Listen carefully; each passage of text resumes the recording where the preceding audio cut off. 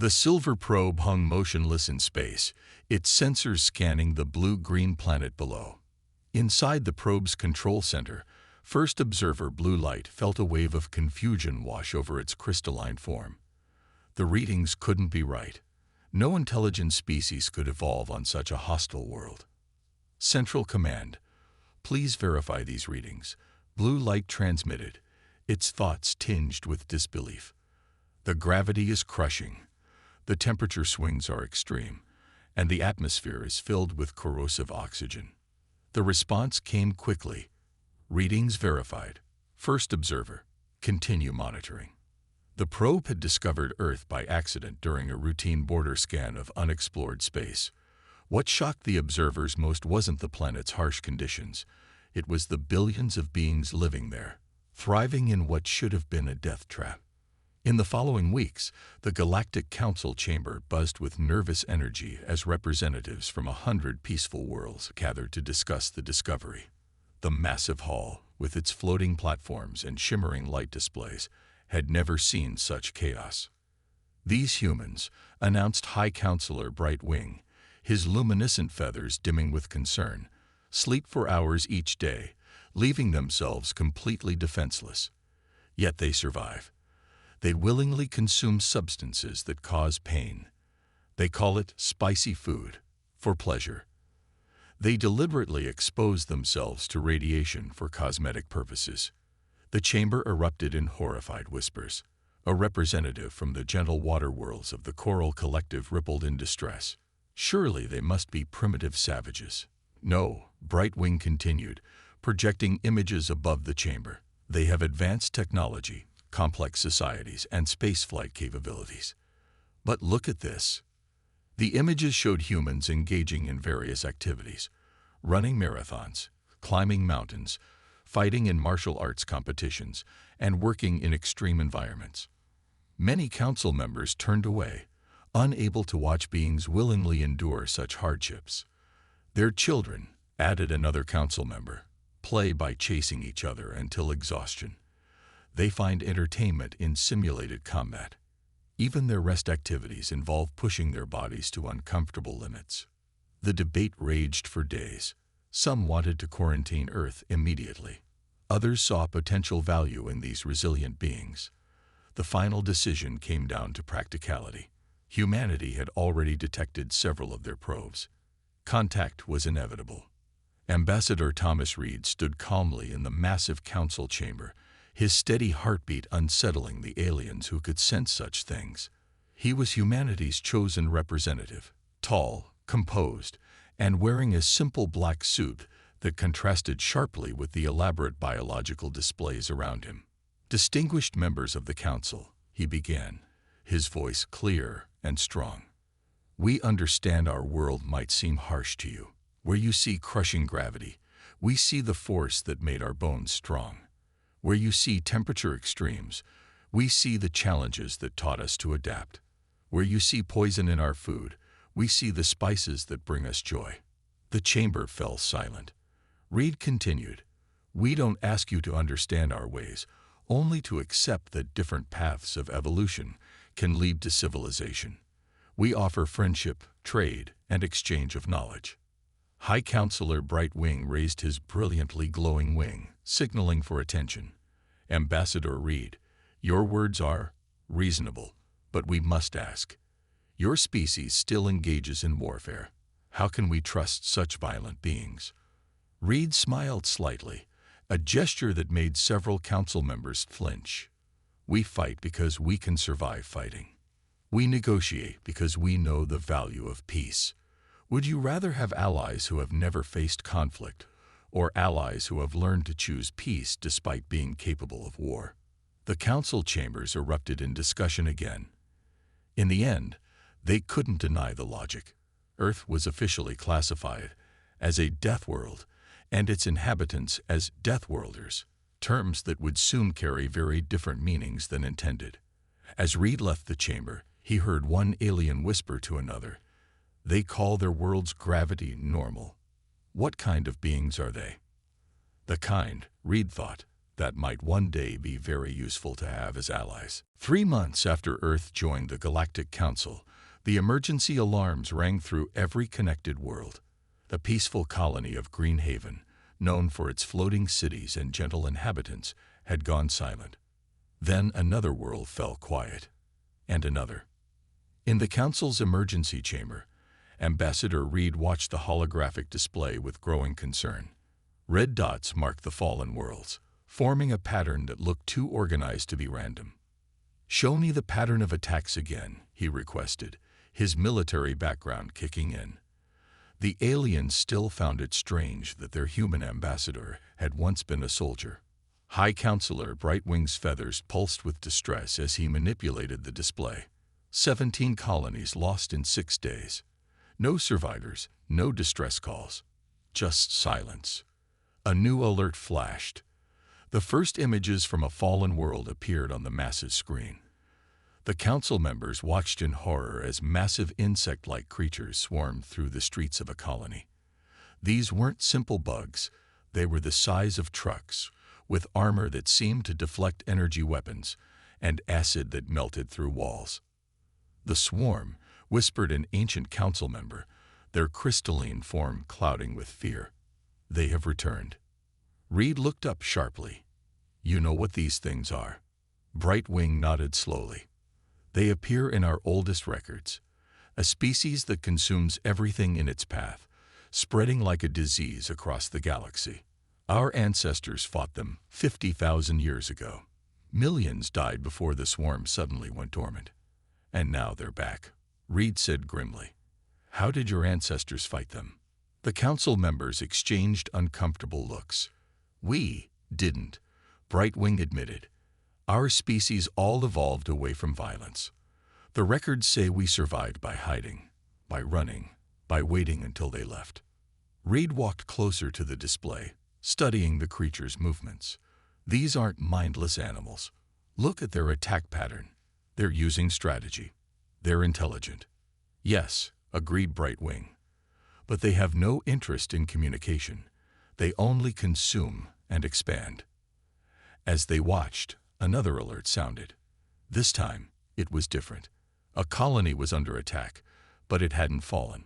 The defenders were holding. "Show me that colony," Reed demanded. The display zoomed in, and he smiled. It was one of the worlds where human military advisors had been stationed, teaching basic defense techniques to the local security forces. The scene showed the swarm facing something they hadn't encountered before: organized resistance. The colony's defenders had set up choke points, laid traps, and were using the terrain to their advantage. Basic military tactics, but completely foreign to both the peaceful council races and the swarm. "Get me a direct line to that colony," Reed ordered. A communication window opened, showing a tired-looking alien defender. "What changed?" Reed asked. "Why are you succeeding where others failed?" The defender's skin shifted colors in what Reed had learned was embarrassment. We did something violent. The human advisors taught us about something called bottlenecks and crossfire. We used the buildings to trap the swarm and attack them from multiple directions." The council chamber erupted in shocked whispers, using buildings as weapons, deliberately causing harm. But they couldn't argue with the results. Reed turned to address the council. "Distinguished members, you've spent millennia evolving away from violence. That's admirable. But now you face an enemy that only understands force. You need help from those who still remember how to fight." "You're suggesting we turn to the Deathworlders?" asked a council member. "To teach us warfare?"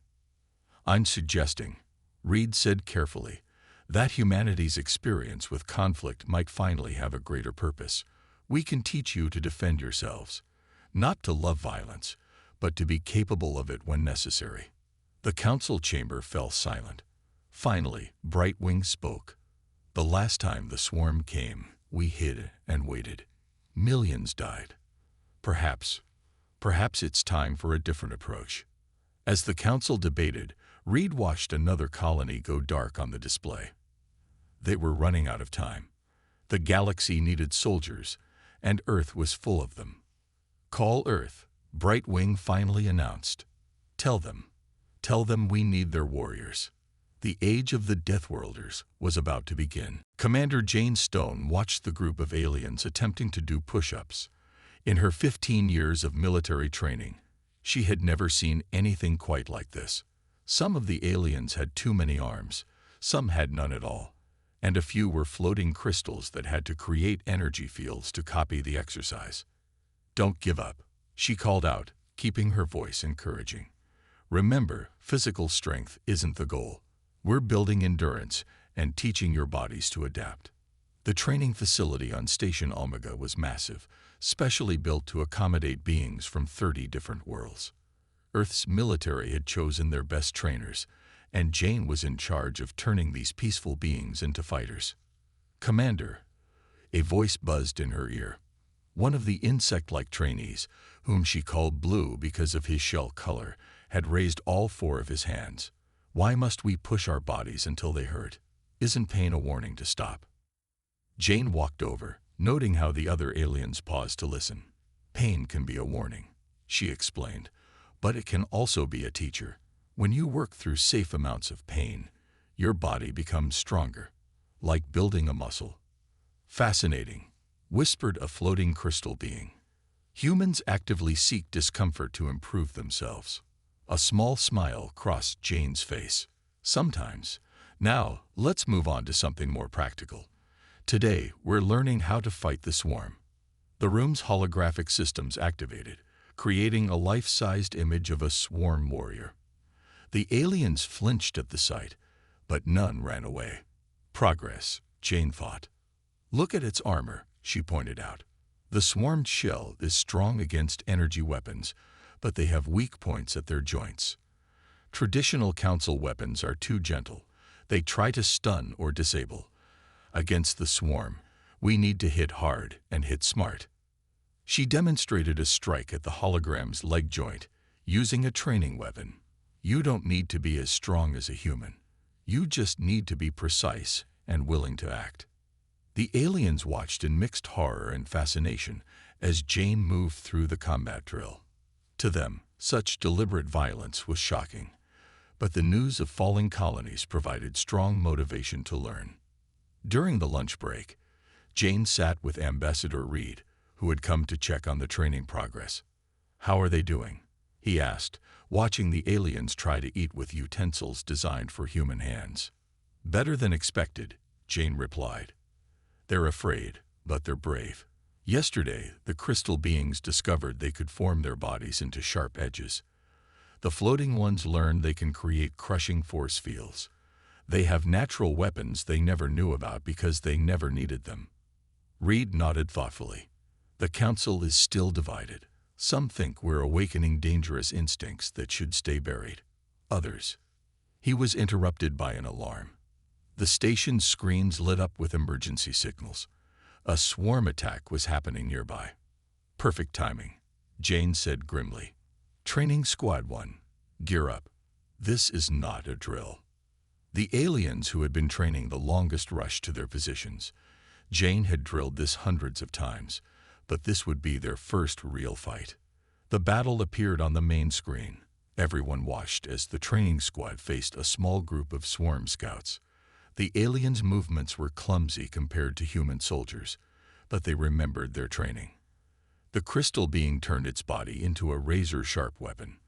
The floating ones created force fields to trap and crush the swarm warriors. Blue used his 4 arms to operate a heavy weapon that would have taken 2 humans to handle. When it was over, the training squad had won. There were injuries but no deaths on their side. 3 swarm scouts lay dead. The room erupted in cheers, though some aliens looked troubled by what they had done. Jane understood. Taking a life, even an enemy's, was never easy. "This," she announced to the room, "is just the beginning. You're learning to fight not because you love violence, but because you love peace enough to defend it. That's what being a warrior really means." As she looked at her trainees, Jane saw something new in their eyes. Pride mixed with determination. The peaceful races of the galaxy were learning to fight. and the swarm would soon discover that the students of Deathworlders made dangerous enemies indeed. The war room of Station Omega was silent as everyone watched the massive holographic display. Red dots showing swarm-controlled territories were creeping closer to the Council's core worlds. But for the first time, blue dots of successful defenses were appearing too. Commander Jane Stone stood with Ambassador Reed and High Counselor Brightwing, studying the battle reports. Something about the swarm's movements had caught her attention.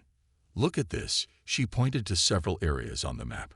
"The swarm is avoiding these sectors completely. What's special about these locations?" Brightwing pulled up the data.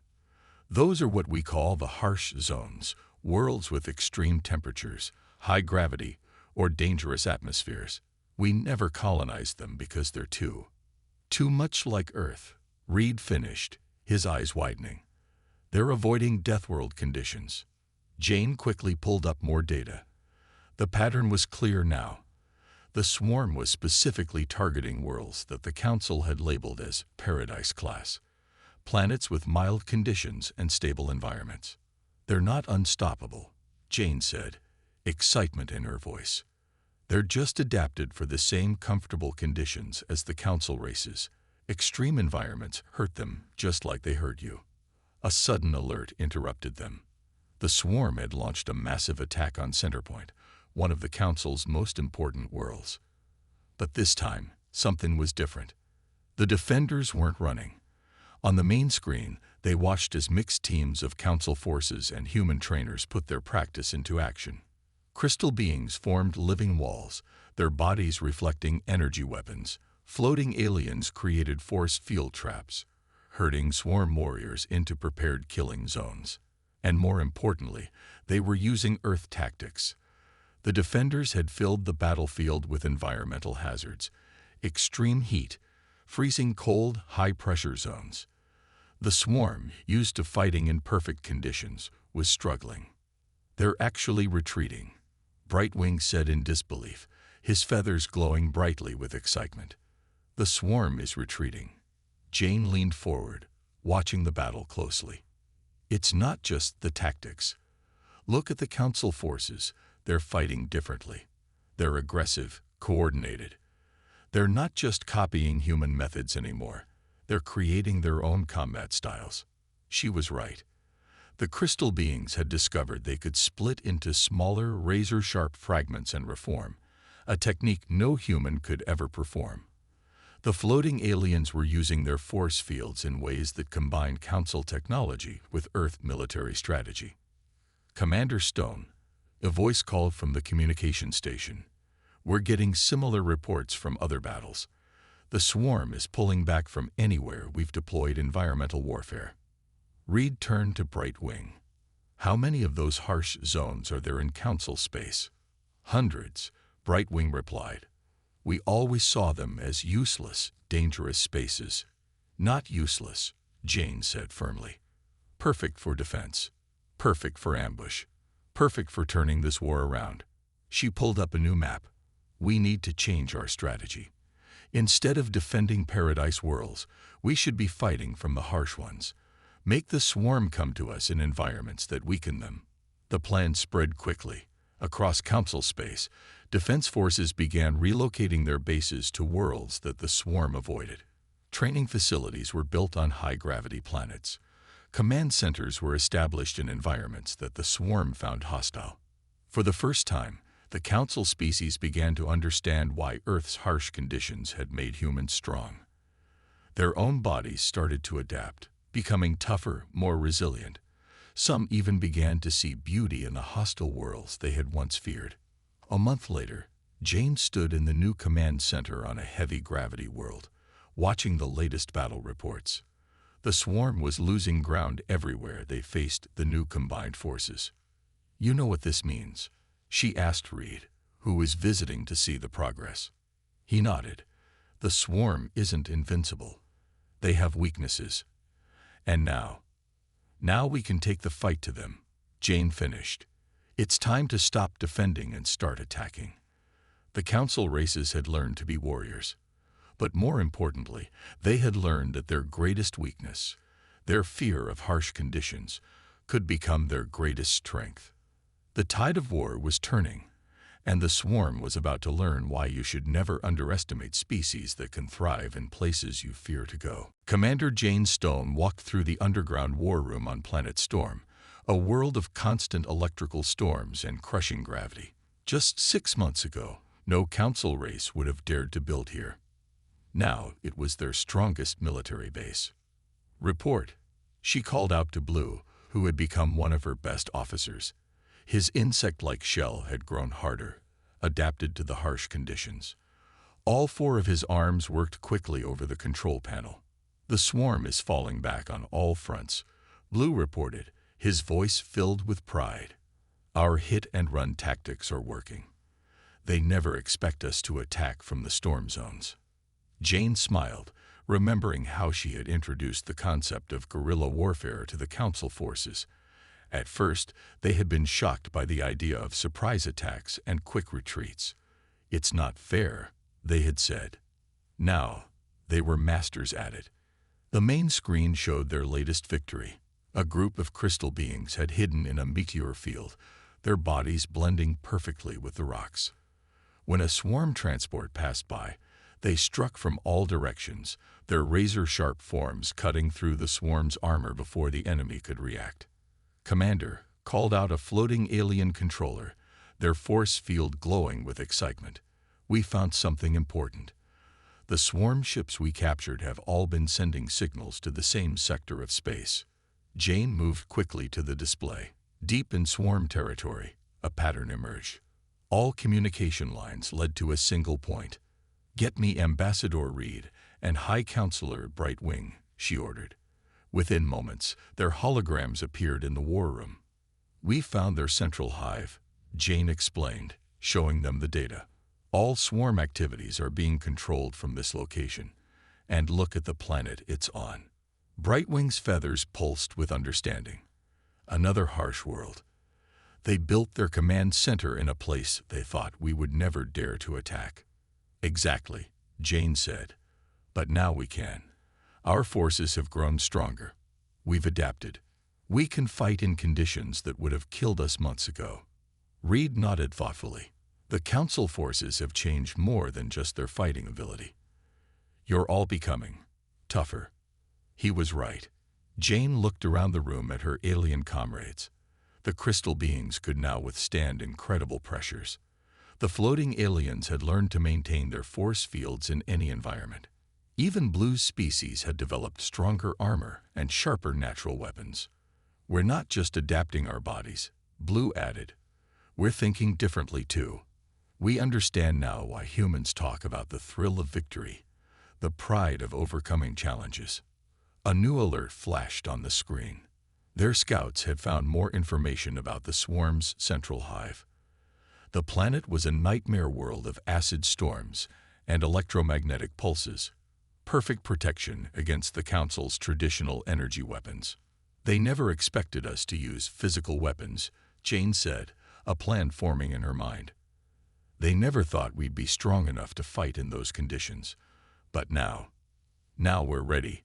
Brightwing finished.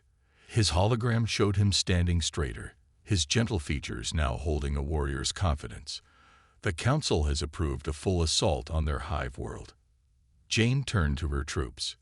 "This is what we've been training for.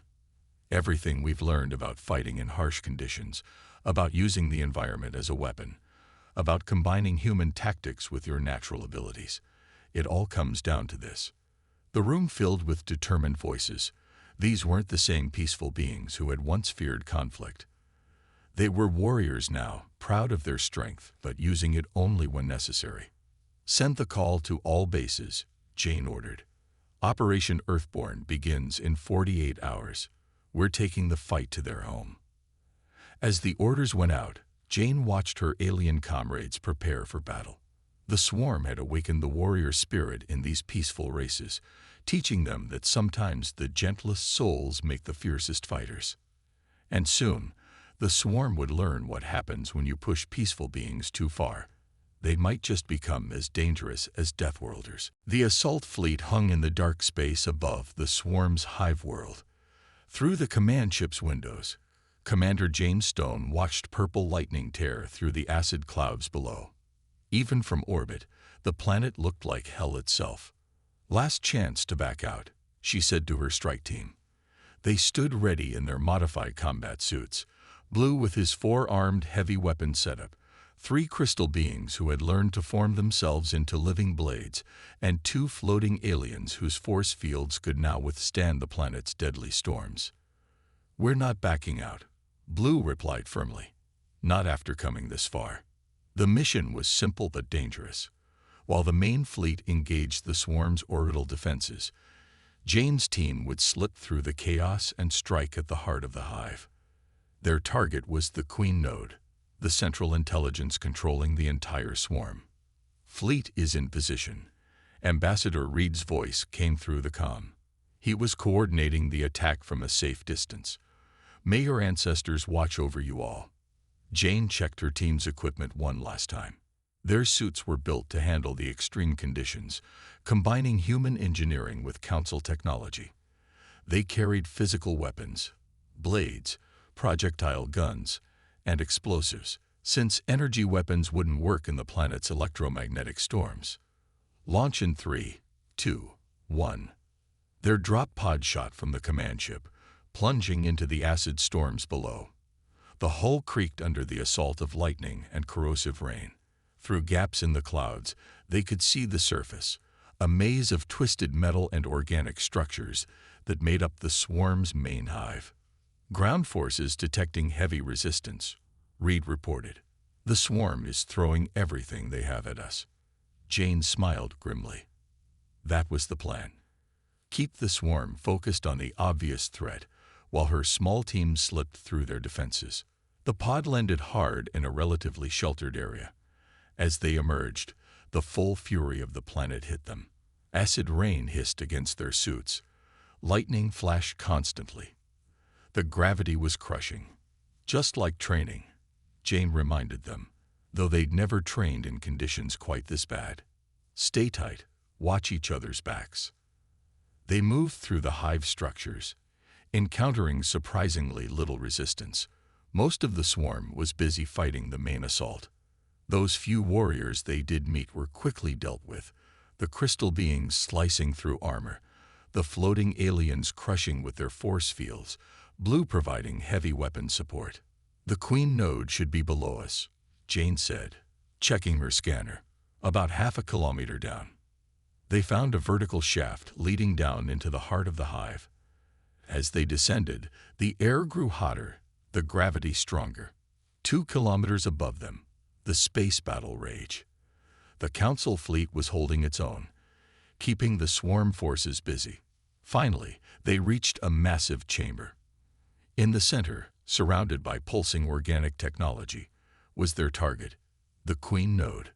It wasn't a living being as they had expected, but a massive biological computer, feeding commands to the entire swarm through organic networks. And it was heavily guarded. "Well," Jane said, readying her weapon, "we didn't come all this way to admire the view." The battle that followed was fierce. Swarm warriors attacked from all sides, but Jane's team held together. The crystal beings became whirlwinds of razor edges. Blue's heavy weapon cleared entire sections of the chamber, and the floating aliens' force fields protected them from the worst attacks. Then Jane saw their chance, a gap in the defenses. But reaching the node meant crossing an open space under heavy fire. "Cover me," she shouted, sprinting forward. Her team responded instantly, laying down suppressing fire and protection fields. Lightning from the surface found its way down the shaft, striking around them. The acid rain had eaten through parts of their suits. Everything hurt, but they kept fighting. Jane reached the node, planted the bombs, and started the timer. That's when everything went wrong. A massive swarm warrior appeared, cutting off their retreat. "Commander," Blue shouted in warning. Jane looked at the timer, then at her team, and made a decision that no logical being would make. She charged directly at the giant warrior. The creature, programmed to respond to logical attacks, didn't know how to handle this seemingly suicidal move.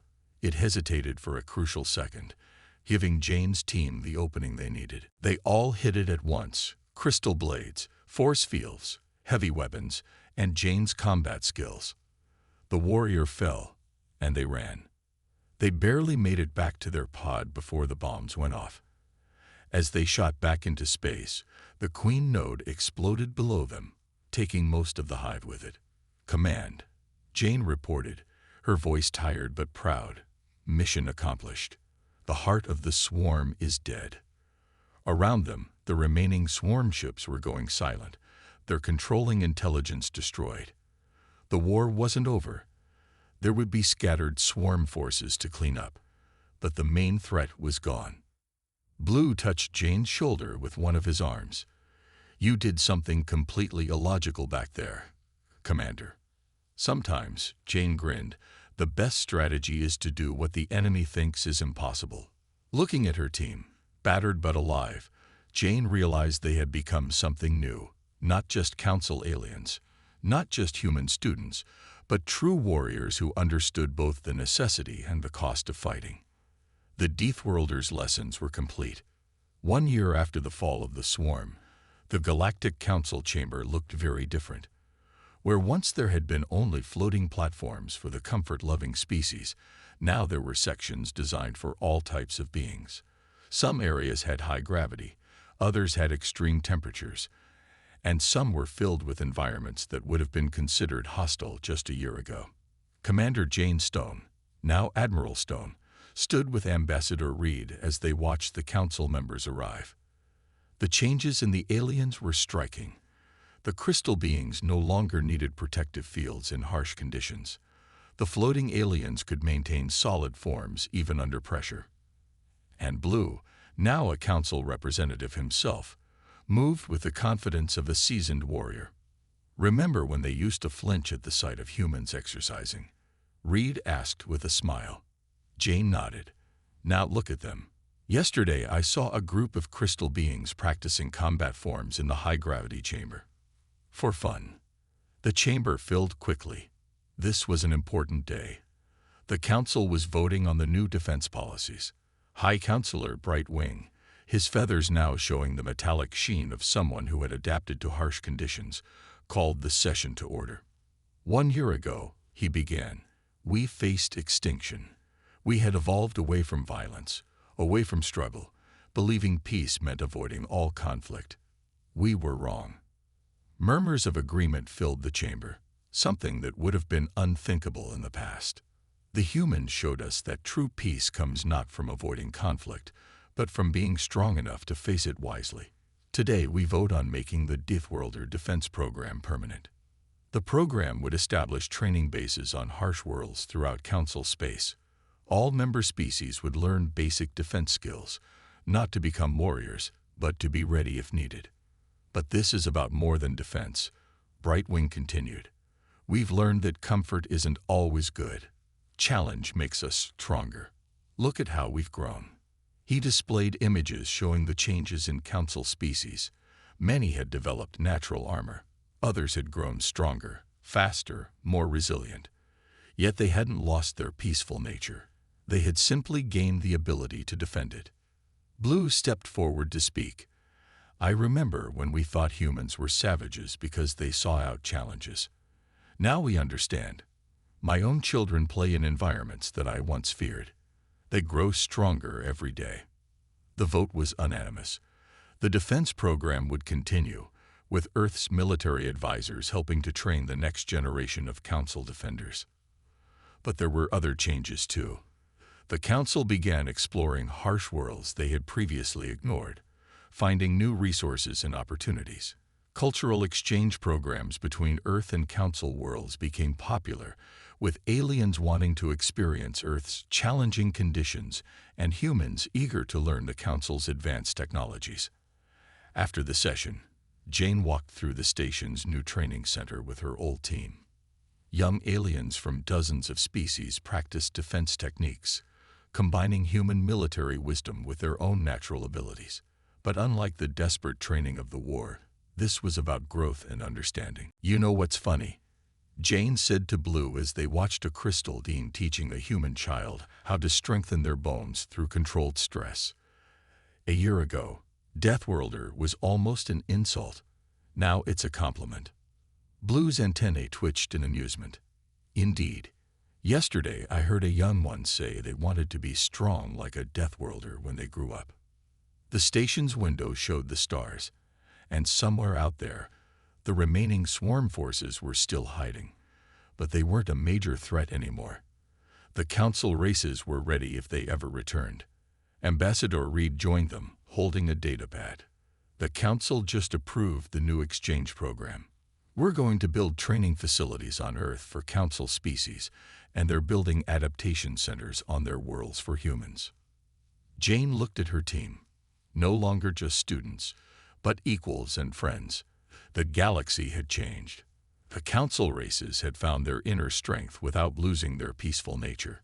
Humans had learned that their harsh evolution had a purpose beyond survival. So, Blue asked, watching the trainees, what's next for the famous Deathworlder instructor? Jane smiled. There's a whole galaxy out there, full of challenges we've never faced.